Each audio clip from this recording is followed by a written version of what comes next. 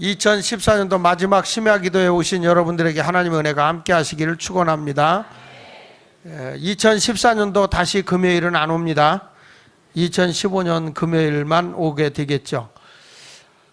그래서 오늘 우리가 마지막 심야 기도를 2014년도의 심야 기도로서는 마지막, 이걸 보면서 제가 인생의 결산이라 이런 제목의 말씀을 가지고 함께 생각을 해보려고 합니다. 오늘 바울은요, 자기가 이제 마지막을 장식하는 하나의 인생의 결산을 내리는 것과 같은 그런 모습을 여기서 말해주고 있죠.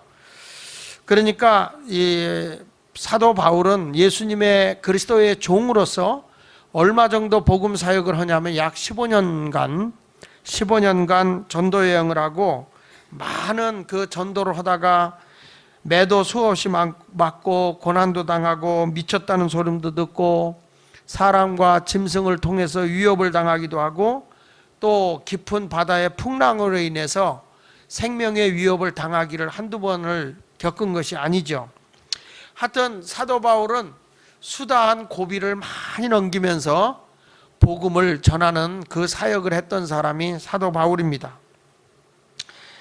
이렇게 많은 그 고생을 하고 이제 바울이 예루살렘으로 올라가고 있는 것입니다. 이젠 자기가 예루살렘에 올라가게 되면 그곳에서 살아서 돌아온다는 보장도 없지만은 그곳에서 핍박을 당하고 바울을 잡아 죽이려고 하는 그런 것이 다 들려오고 있고, 또 예언자들이 예루살렘에 올라가지 마세요, 당신 올라가면 이렇게 결박을 당하고 이렇게 죽을 겁니다라고 알려주지만 바울은 그의 마지막임을 알면서도 복음을 위해서 예루살렘에 올라가는 거죠.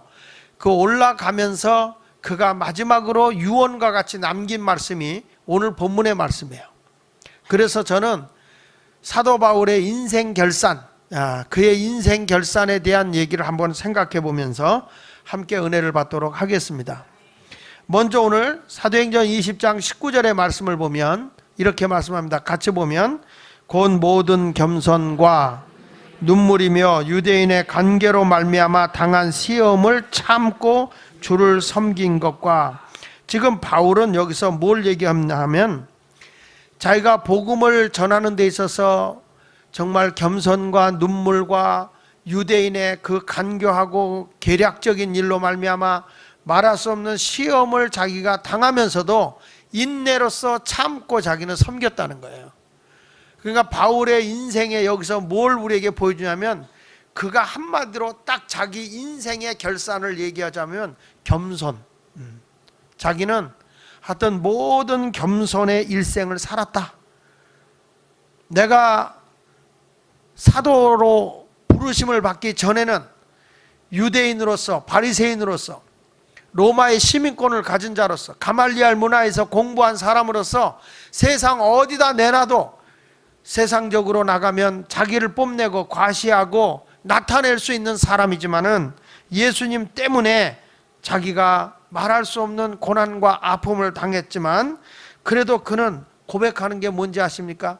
나는 예수 안에서 세월이 갈수록, 하나님의 맡겨준 사명이 커질수록 더 겸손하게 많은 핍박을 당함에도 불구하고 예수님에게 붙들려서 인생을 살았다, 이렇게 고백을 하고 있는 거예요. 바울을요, 이렇게 보면 처음에 그가 예수를 만났을 때는 자기를 하나님의 사도로 부르셨잖아요. 사도로 부르셨지만 난 사도 중에 가장 작은 자라고 고백을 해요. 그가 50대 후반에 예수님을 만나거든요.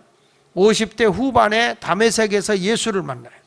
그 예수를 만나는데 고린도전서 15장 9절에 보면 이렇게 고백합니다. 같이 봅니다. 시작. 나는 사도 중에 가장 작은 자라. 나는 하나님의 교회를 박해하였으므로 사도라 칭함을 받기에 감당하지 못할 자다.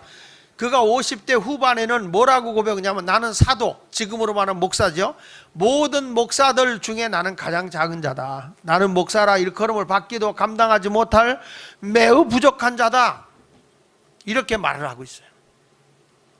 근데 바울이 5년이 지난 후 60대 초반에 바울이 뭐라고 고백을 하냐면, 아까는 사도들 중에 가장 작은 자로 그러는데 에베소 3장 8절을 보니까 같이 읽어보세요. 시작. 모든 성도 중에 지극히 작은 자보다 더 작은 나에게 이 은혜를 주신 것은 측량할 수 없는 그리스도의 풍성함을 이방인에게 전하게 하시고 그래요. 자, 고린도전서 15장 9절 50대 중반의 나이일 때는 사도들보다도 나는 가장 작은 사도다라고 표현을 해요. 그런데 60대 초반에 가서는 뭐라고 얘기하냐면 모든 성도, 목사들 위치가 아니라 모든 성도들 중에 지극히 작은 자보다도 더 작은 나다.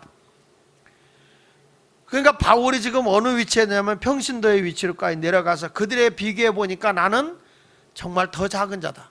목사들 세계에서보다 더 작은 자라는 것보다 성도들보다도 못한 나다.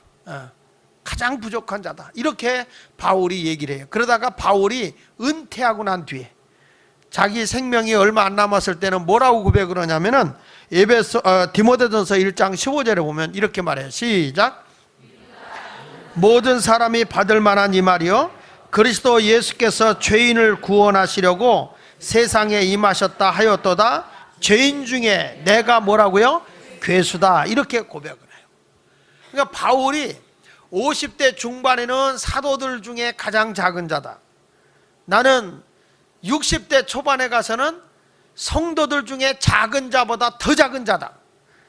그러다가 그가 은퇴하고 난 뒤에는 나는 죄인 중에도 가장 못된 괴수다. 자기 자신을 상당히 낮추고 있는 모습을 보고 있어요.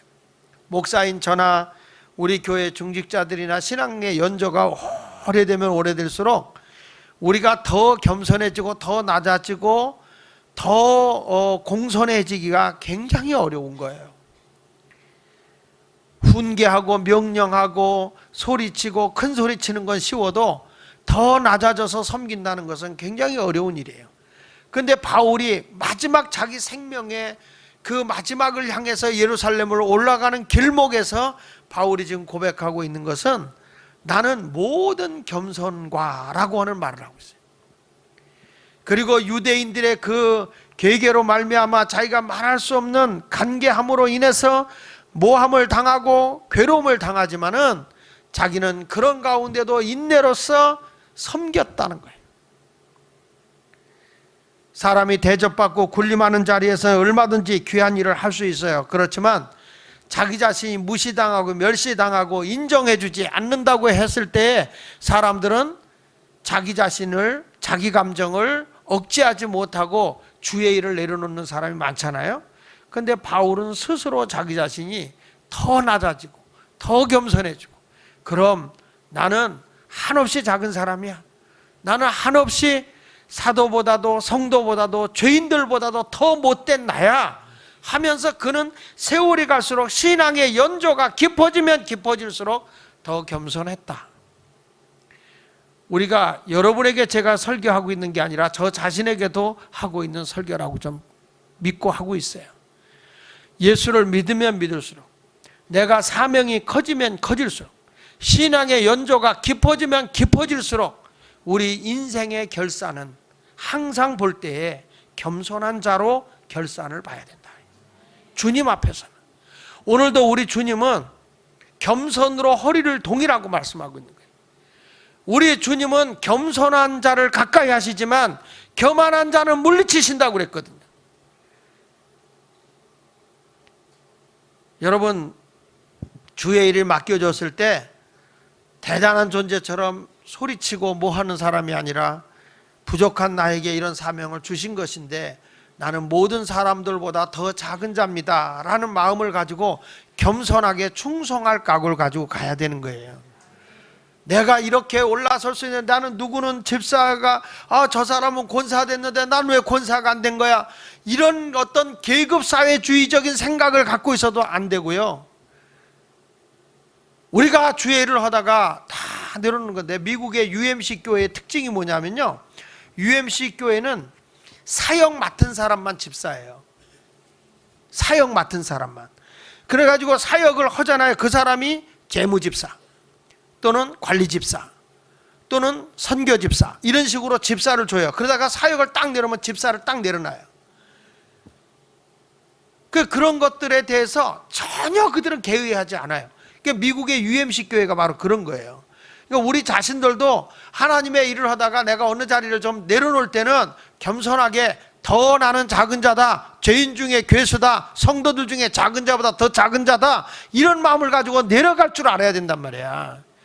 이게 그리스도인의 모습이라는 거예요. 그리스도인의 모습.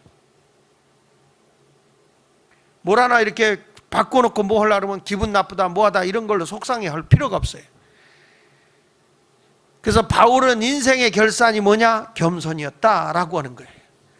따라합시다. 주여 나에게도 겸손한 자가 되게 하소서.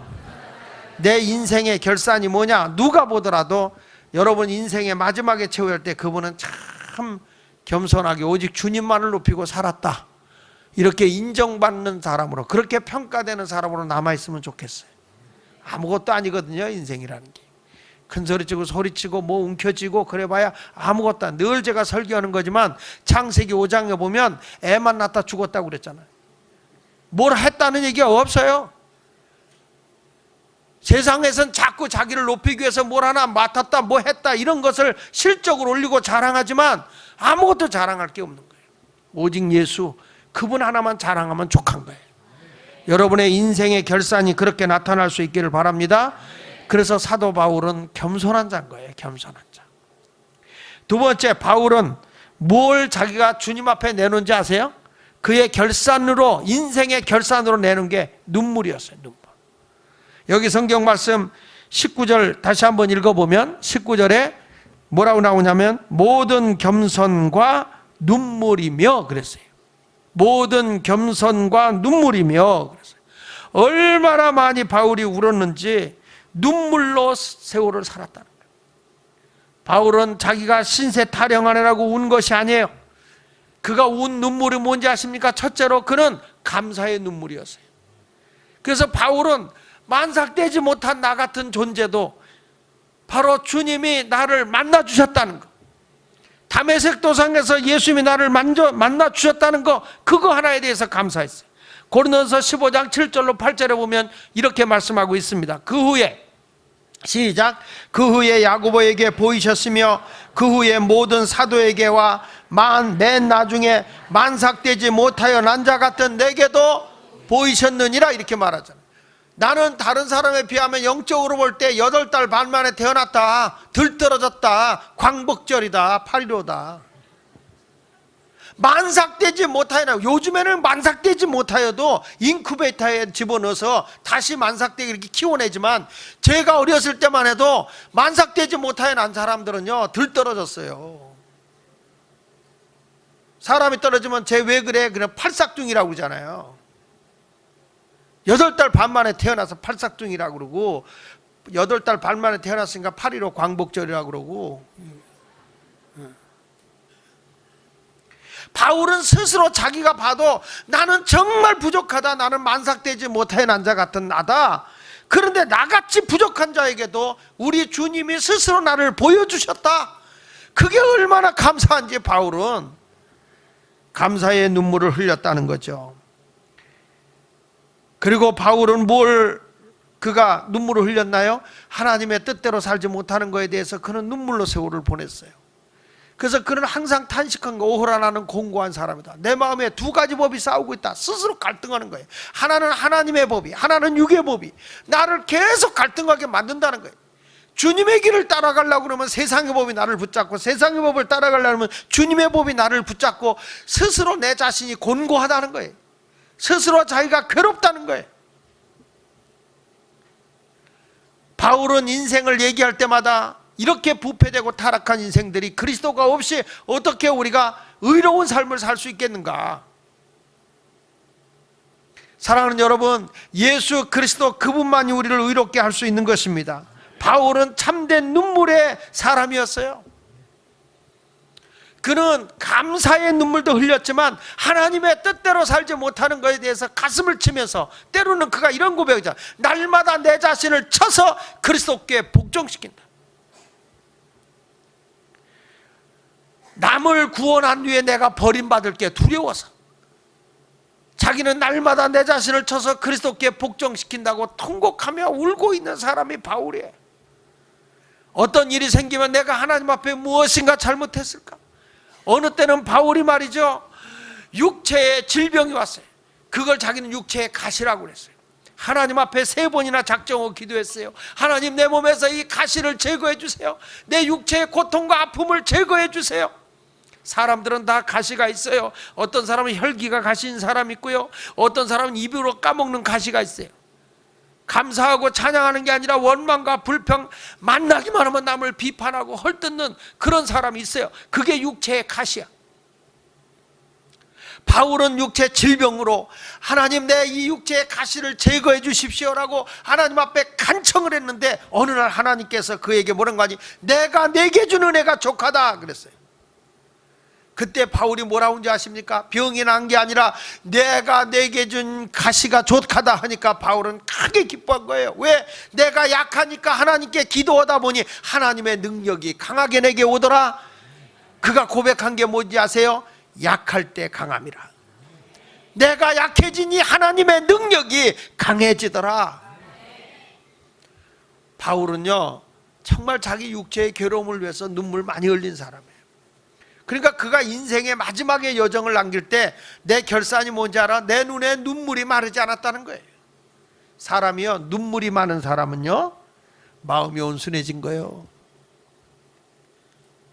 여러분, 늑대 같은 인간들은요, 눈물이 없어요. 여자들이요, 이상해요. 40 중반 넘어가면 잘 안 울어요.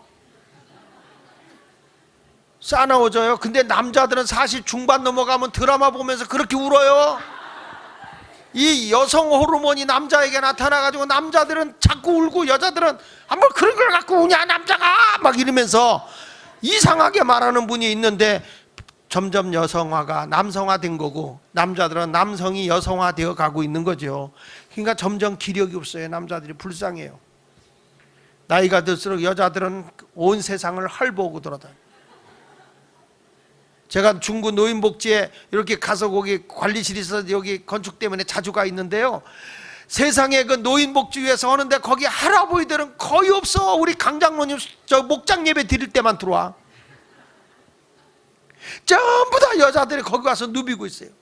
아유 고마워, 메리 크리스마스 그러면서 먹을 거 없어? 그리고 남자분들은 거기 들어오지도, 아니 걸어 들어오지도 못해. 와, 나이가 들수록 여성들은 남성화되고 남성들은 드라마 보며 울기나 하고 앉았고, 어느 날 이렇게 보니까 우리 장로님들이 이렇게 뭐 회의하다 보면 뭐 이렇게 핸드폰을 이렇게 틀어놔요. 뭔가 봤더니 연속극을 보고 있어요. 내가 그걸 보면서 여성화되어 가고 있구나, 그런 걸 좋아하는구나. 사랑하는 여러분, 우리는 그런 것보다도 그리스도 앞에서의 눈물이 필요한 거예요. 그러니까 바울은 그런 결산을 하고 있죠. 그 다음에 바울은 세 번째 가서 뭐라고 하니, 자기는 인내의 삶에 대해서 고백을 하고 있어요. 19절 하반절부터 20절에 보니까 이렇게 말하죠. 같이 읽어볼게요. 시작. 유대인의 관계를 인하여 당한 시험을 참고 주를 섬긴 것과 유익한 것은 무엇이든지 공중 앞에서나 각 집에서나 꺼리낌이 없이 여러분에게 전하여 가르쳤다. 그가 많은 어려움이 왔어도 공중 앞에서나 각 집에 꺼리낌 없이 여러분에게 가르쳤다. 그 말은 뭐냐면 인내하면서 사람을 사랑했다는 거예요. 그가 하나님 앞에 바른 사람을 양육하기 위해서 별일을 다 당해도 인내하면서 때를 기다리면서, 그러면서 기다리면서 또 기다리면서 그가 사람을 사랑하기 때문에 하나님의 복음을 가르쳤다는 거예요. 사람이 어떤 일을 할 때 뭘 하다가 1년 하다 딱 그만치고 힘들어, 이거 어려워, 때려치고 이런 사람은 절대 성공 못해요. 힘들고 어려워도 내가 여기서 지금은 정말 뭐 소득이 안 나오고 뭐 안 나온다 그래도 그것을 어떻게 성공시키려고 막 비비고 노력하고 막 10년을 하고 20년을 한 사람은 뭔가 이루어내더라고. 뭔가 이루어내는 거야. 뭐 하다가 그냥 조금 힘들다고 때려치고, 뭐 하다가 때려치고 이런 사람들은 항상 그날이에요. 뭘 하나 했으면 머리가 부서지더라도 그 일을 해야 되는 거예요. 그런 아름다운 모습이 돼야 돼요. 아이들이 말이야 뭔가 하겠다는 게 아니라 이런 건 아무 유익이 안 돼. 핸드폰만 붙잡고 계속 뭐 하는 거. 이런 사람 발전이 없어요. 어떤 일을 가지고서 그 일을 성취해 나가려고 몸부림치는 사람은 그 일을 반드시 이루어내게 되어 있는 거예요. 여러분, 우리가 하나님의 일을 위해서 최선을 다하는 성도가 되시길 바랍니다. 내가 어떻게 하면 저 생명들에게, 저 사람들에게 유익을 줄까? 하나님 앞에 합당한 자로 키울까? 바울은 그래서 공중 앞에서나 사람 앞에서 유익되게 하는 하나님의 말씀을 꺼리낌없이 전했다는 거예요. 이 얘기하면 저 사람이 싫어할까? 이 얘기하면 저 사람이 싫어할까? 눈치 보는 게 아니라 하나님 앞에 합당한 자로 키우기 위해서 영적으로 유익한 말씀이라면 그는 인내하면서 그 사람을 사랑하기 때문에 말씀을 전했다는 거예요. 그러니까 사도행전 20장 21절에 보니까 이런 말씀이잖아요. 같이 읽어봅니다. 유대인과 헬라인들에게 하나님께 대한 회개와 우리 주 예수 그리스도에 대한 믿음을 증언하는 것이다. 뭘 증언했어요? 하나님 앞에 회개하라는 걸 전했다는 거예요. 거기 보세요. 하나님께 대한 회개, 그 다음에 그리스도께 대한 믿음, 회개와 믿음을 그가 외쳤다는 거예요. 내가 하나님 앞에 멀리 가 있다면 돌아서라. 하나님 앞에 회개하고 돌아오라. 돌아오면 하나님이 함께 하시는 거죠.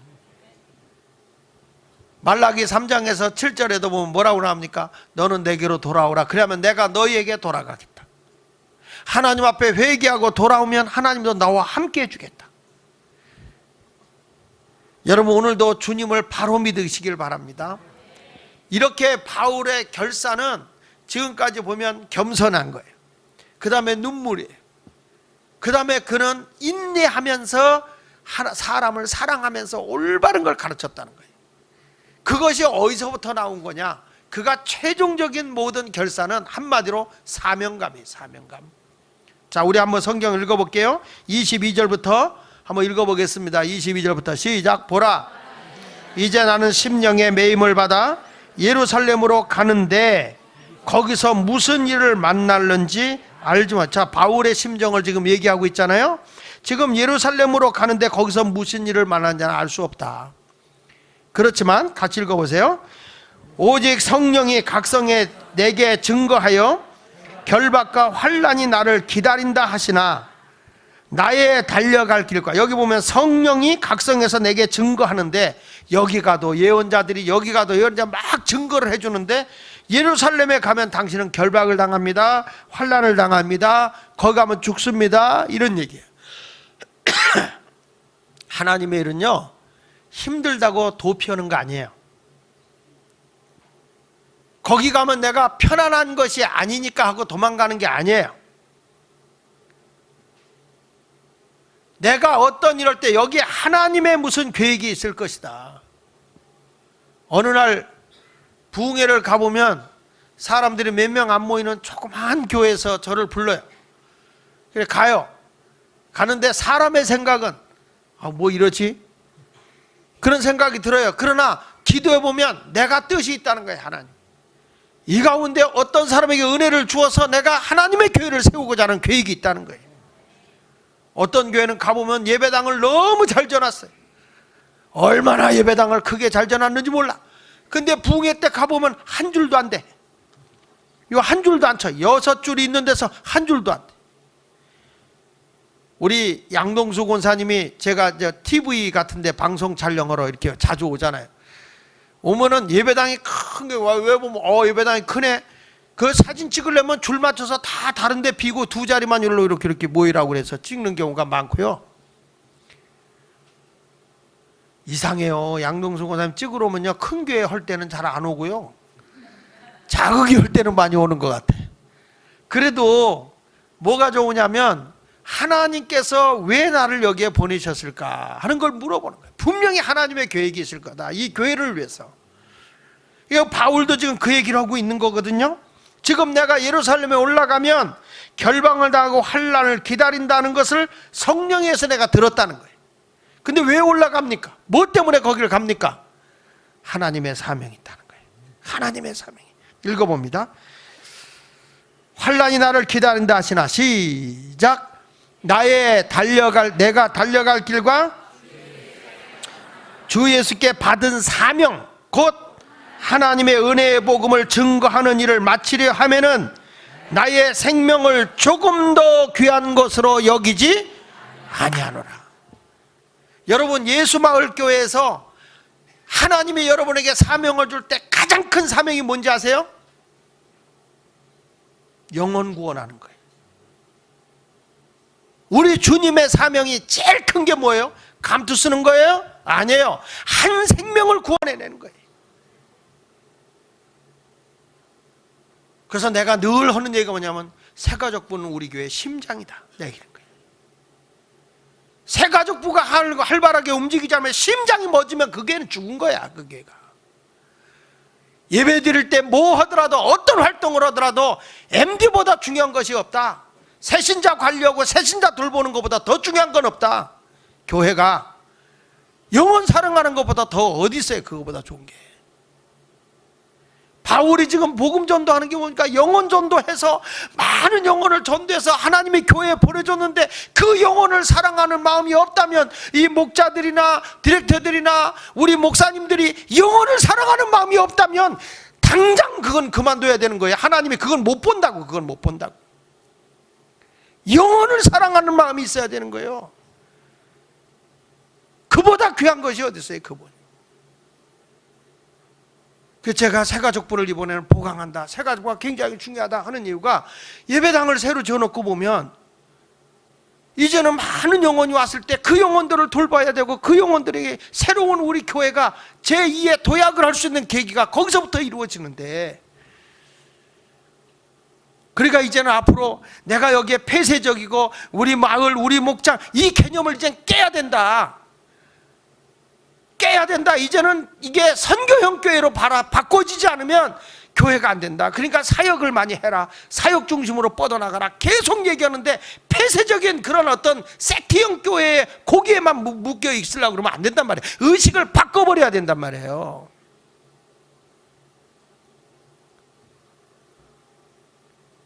나는 우리 목사님들, 팀 목사님들이 다 이렇게 마을 팀을, 마을에서 다 마을 목장을 다 짰다고 제가 얘기를 들었는데, 잘들 편성을 해서 저한테 보고를 좀 해주셨으면 좋겠어요. 내년도부터는 하나님의 사역이 이루어지지 않으면, 그래서 내가 여기에서 도저히 못 견디겠다 그러면 1년에 2번씩 자기가 옮겨갈 수 있도록 이제 사역 배치하고 여러 가지 사역을 할 거예요, 교회가. 그렇게 안 가면 안 돼, 이제 교회가. 여러분, 우리에게 하나님 주신 이 사명, 저는 예배당에 건축하면서 올라가면서 이렇게 볼 때마다 계속적으로 굉장히 무거운 사명감이 나를 짓누르고 있어요. 오늘 바울이 지금 얘기하는 것에서 예수께 받은 사명, 곧 하나님의 은혜의 복음을 증거하는 일을 마치려 하면은 내 생명을 요만큼도 귀하게 여기지 않는다는 거예요. 생명을. 많은 사람들은 자기의 기분에 따라 움직여요. 어떤 사람이 인정해주냐 안 해주냐, 인정받느냐 안 받느냐, 그거 갖고 따라 움직여요. 진정한 그리스도인은 인정이 아니에요, 사명이에요. 사명. 하나님의 사명에 따라 움직여야 돼요.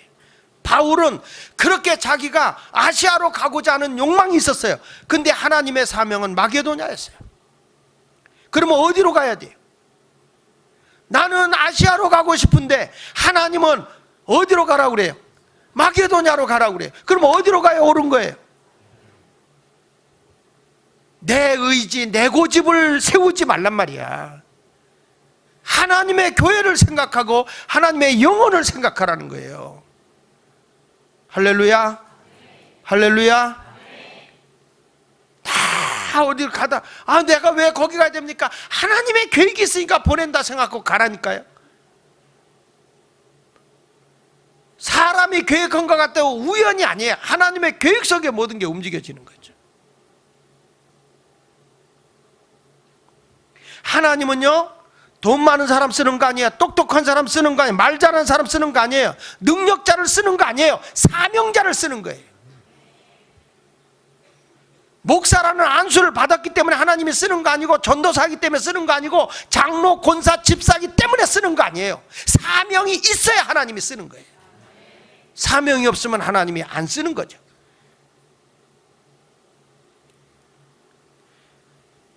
하나님은 외모도 안 봐요. 너 돈 많냐 적냐 그거 안 봐요. 내가 얼마만큼 나를 사랑하고 얼마만큼 복음을 위해 살기를 갈망하느냐, 그걸 보기를 원하시는 거예요. 너 한 영혼을 맡겨주면 그 영혼에게 복음을 심어줘서 나의 제자로 양육할 수 있느냐, 하나님은 그걸 보는 거예요. 얼마만큼 한 생명을 사랑하는지.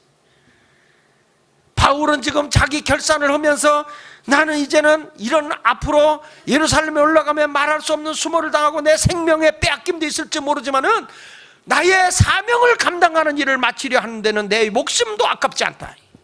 얼마나 멋있어요. 생명 바쳐 그 일을 하는 거예요. 그 일을. 하나님의 사명자는 망하지 않습니다. 사명을 가진 사람은 죽음도 두렵지 않습니다. 사명 있는 자는, 사명을 가지고 살아가는 사람은 실패가 아닌 거예요. 하나님의 모든 계획이 있는 거예요. 보십시오. 모세가 민족을 구원해야 되는데 자기 의지가 너무 앞서다 보니까 실패했어요.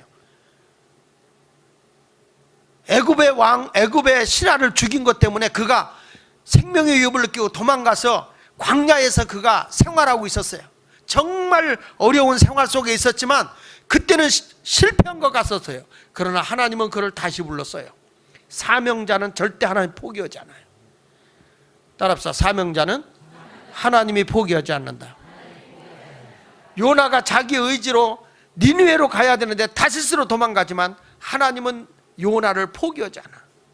끝까지 쫓아가서 그를 끄집어다가 사명자로 세워서 니느웨 성에 가서 복음을 외치게 했던 거예요. 그게 사명인 거예요. 그게 사명. 사명을 받고 그 사명을 무시하면 안 됩니다. 가룟 유다는 사명으로 부름받았지만 자기 욕망 때문에 버림받은 거예요.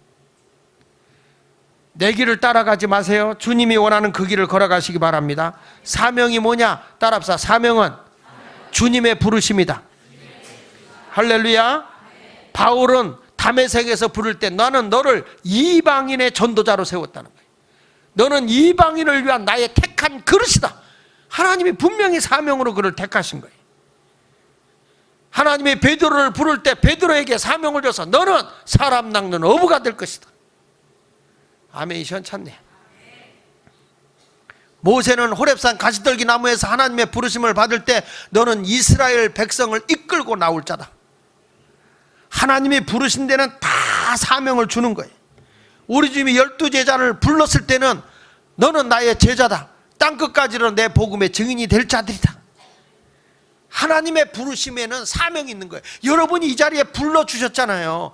교회 와서 기도만 하는 게 아니라 여러분을 하나님의 전도자로 세울 수도 있고 은사대로 하나님이 쓰기를 원하는 거예요. 여러분 머뭇대지 마세요. 나는 가진 것도 없고 아무것도 없어. 그게 아니에요. 직분을 딱 벗어놓고도 하나님이 나에게 준 사명이 뭘까? 내가 주님을 위해서 해야 할 일이 뭘까? 허다못해 내 주일학교들도 가르칠까? 허다못해 찬양이라도 할까? 나는 봉사부에 들어가서 봉사라도 할까? 뭔가 해야 할 일들이 너무너무 많잖아요. 여러분 2014년도에 여러분이 어떤 사명자로 결산을 보겠어요? 결산을 제대로 봐야 내년도에 새로운 것을 세워나갈 수가 있는 거예요. 고린도서 12장 7절에 보니까 각 사람에게 성령을 나타내심은 유익하게 하게 하렴이라 그랬거든요.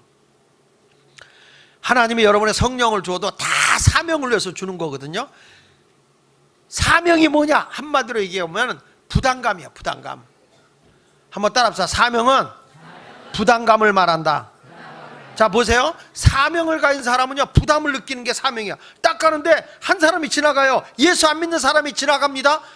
저 사람 전도해야 되는데 어떻게 전도하지? 부담감을 가져요. 이게 사명인 거예요. 전도의 사명인 거예요. 우리 교회가 성가대가 약하네. 저 성가대 나도 해야 되는데 나는 노래를 잘 못하는데 어떻게 할까? 벌써 성가대를 보는 순간에 내가 무엇인가 부담감을 가져. 이게 사명감이에요. 이게 사명. 우리 마을이 약한데, 우리 목장이 약한데, 내가 여기서 도와줄 일이 뭐지? 이 부담감을 가져야 이게 사명이 있는 거예요. 우리 교회 건축하고 있는데 나도 뭔가 좀 도움이 돼야 할 텐데, 부담감을 가져야 그게 사명인 거예요. 아멘이. 나 혼자만 열받고 있네. 그걸 거룩한 부담이라고 그래요. 여러분, 값비싼 향유를 예수님이 십자가에 못 박혀 죽는다고 할 때 그 향유 옥합을 깨뜨려 드린 여인처럼 우리가 무엇인가 부담을 가지면 그분을 향해서 나갈 수 있게 돼요. 마가복음 14장 3절에 보니까 예수께서 베다니 나병 환자 시몬의 집에 식사할 때 여자가 매우 값진 향유 곧 순전한 나드 한 옥합을 가지고 와서 그 옥합을 깨뜨려 예수의 머리에 부었다. 예수님이 곧 죽는다는데, 예수님이 십자가에서 죽는다는데 내가 예수님을 위해 해드릴 게 뭐지? 시신에게 향유를 붓는데 내가 예수님에게 향유라도 부어야지. 자기가 지금까지 모아놓은 거예요. 이 당시에는 은행이 없기 때문에 시집갈 여자들이 재산을 모아놓는 게 이 옥합에다가 향유를 모아놓은 거예요. 향. 중동의 성지순례 가보면 알지만은 향이 얼마나 비싼지 몰라요. 향수가. 근데 이런 거를 다 모아놓은 거예요. 이게 옥합이야, 옥합. 그 속에 들어있어야 자기 전 재산이야. 그걸 갖다 깨트려서 예수님에게 드리는 거예요. 쉬워요, 어려워요? 남의 얘기니까 쉽지. 여러분, 주님의 몸된 교회를 위해서 여러분이 그동안에 모아놨던 저축해놓은 거 있지, 적금 든 거 있지, 응? 그거 옥합을 깨트려야 돼. 돌아오는 주일날 다 깨트려서 갖고 오세요. 쉬워요? 한 번은 깨트릴 거예요. 죽는 날이든 언제든 주님 앞에 여러분 옥합을 깨트려야 돼. 내 것은 없기 때문에. 그 옥합을 깨트리는데 그걸 자식에게 줄 거냐, 세상에다 놓고 갈 거냐, 하나님께 드릴 거냐, 그 차이일 뿐이지. 내가 소유한 걸 아무리 움켜줘도 그 옥합은 깨지는 날이 오는 거예요. 근데 이 여인은 예수님에게 자기가 모은 옥합을 깨트렸어요. 그랬더니 예수님께서 마가복음 14장 9절에 이렇게 말합니다. 같이 읽어봅니다. 시작. 내가 진실로 너희에게로니 온 천하에 어디서든지 복음이 전파되는 곳에서는 이 여자가 행한 일도 말하며 그를 기억하리라 하시니라. 이 여인은 예수님의 십자가의 죽음을 들었을 때 부담을 가진 거예요. 내가 저분에게 무엇을 해드릴까? 이 거룩한 부담감. 이것이 뭐라고요? 사명이라고 그랬잖아요. 거룩한 부담감이 뭐라고요? 사명감. 우리 교회가 기도가 모자라. 왜들 기도를 안 하는 거야? 불평하고 있는 게 아니라 내가 우리 교회를 위해서 기도하는 사람이 돼야 되구나. 기도의 사명자예요, 그게. 우리 교회 전도해야 되겠구나. 전도의 사명자예요. 우리 교회 이 구석 저 구석 약하구나. 봉사해야 되겠구나. 봉사의 사명자예요. 바울은 자기 일생의 마감을 지면서 결산을 보면서 하는 얘기가, 나는 사명을 감당하는 일에 내 목숨을 조금도 귀한 것으로 여기지 않는다. 바울은 이렇게 말합니다. 같이 읽어볼까요? 33절로 34절에 보니까 사도행전 20장 33절로 34절 같이 읽어볼까요? 시작.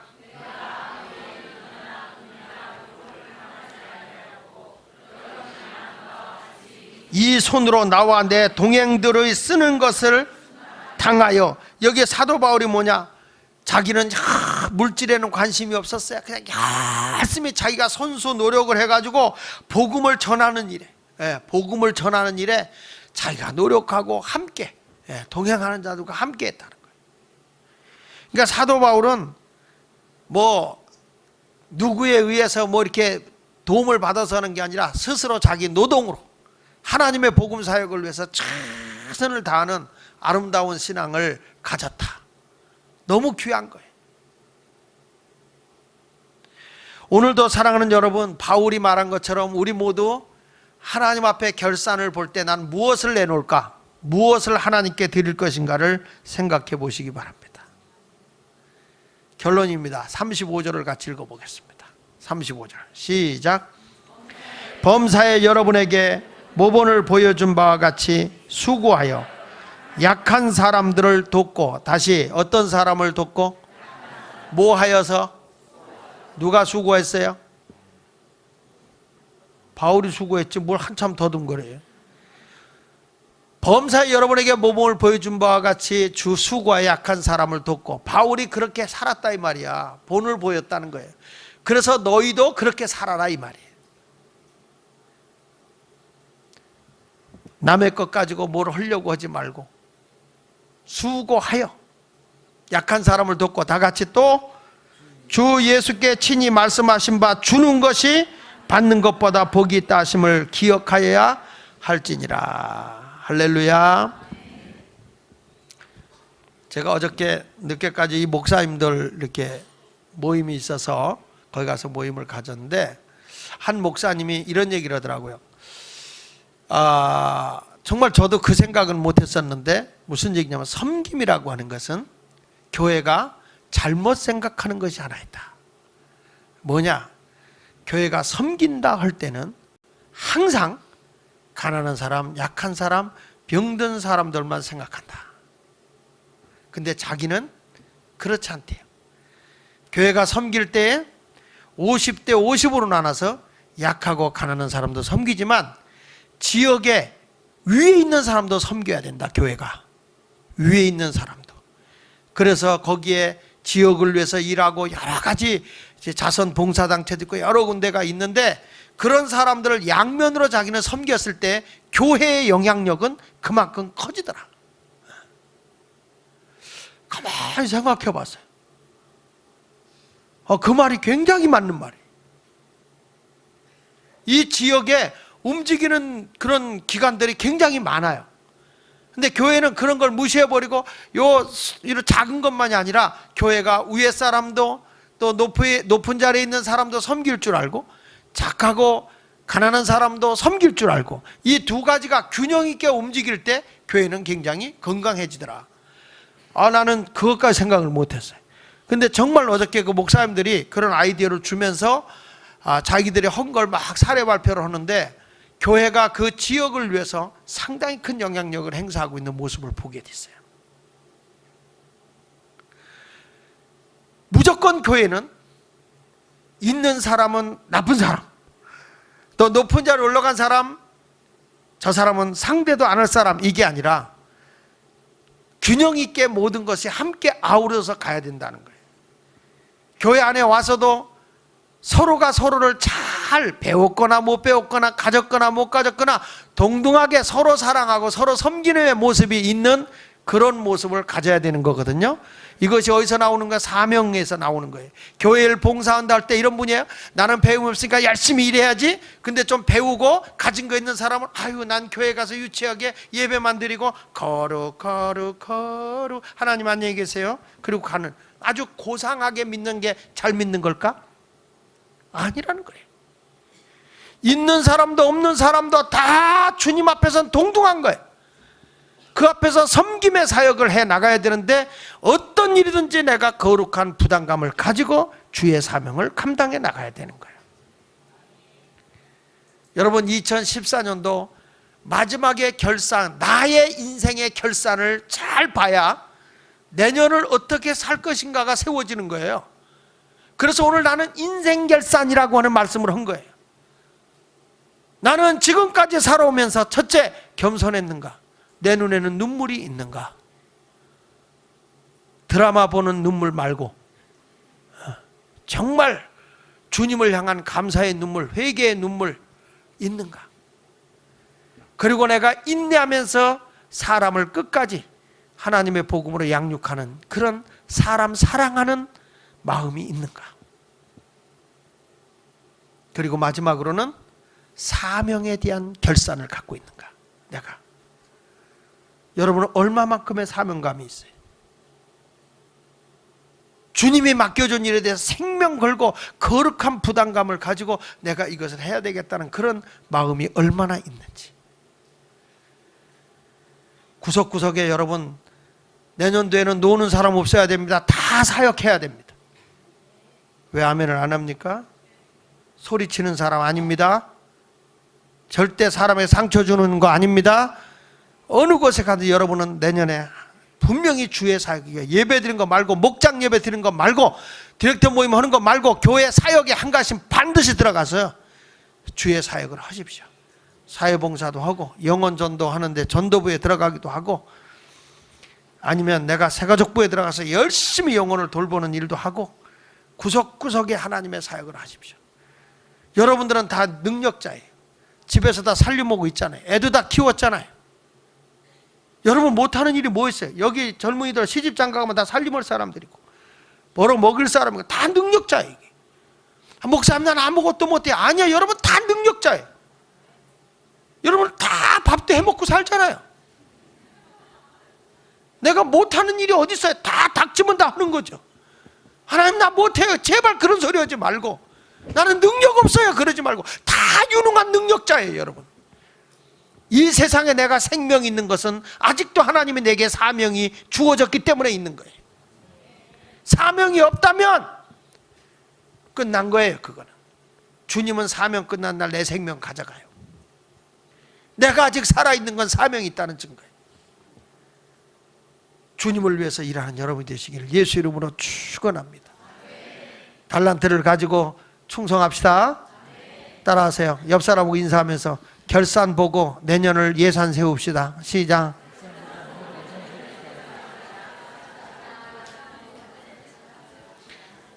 지금까지 결산 보니까 다 적자지. 영적 적자.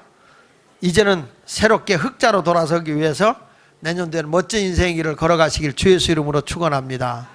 내 평생 살아온 길 우리 한번 찬양 같이 불러보도록 하겠습니다.